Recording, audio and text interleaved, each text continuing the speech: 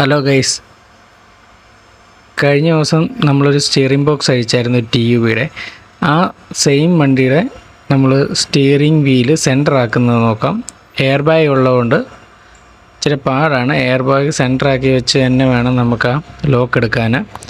അപ്പം സ്റ്റിയറിംഗ് വീലിൻ്റെ താഴെയായിട്ട് ഇതുപോലൊരു ഹോളുണ്ട് രണ്ട് സൈഡിലും. ആ ഹോളിൽ നമ്മളൊരു മൈനസ് ഇട്ട് തിക്കി ആ എയർ ബാഗിൻ്റെ ഹോൺ പാഡ് ഊരിയെടുക്കുവാണ്. ഇതിൻ്റെ സ്റ്റിയറിംഗ് വീല് നമുക്ക് പെട്ടെന്ന് ഊരി വന്നു.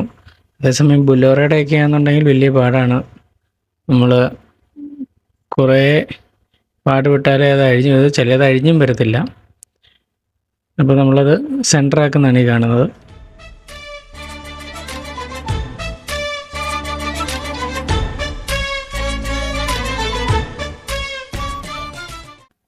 നമ്മളഴിച്ച ഹോൺ പാടയിൽ എയർ ബാഗിൻ്റെ കണക്ഷനും കൊടുത്ത് ആ ഹോണിൻ്റെ സോക്കറ്റും കറക്റ്റായിട്ട് തന്നെ കൊടുത്ത് ആ ഹോൺ പാഡ് തിരികെ സ്റ്റിയറിംഗ് വീലിലോട്ട് ഫിക്സ് ചെയ്യുവാണ്.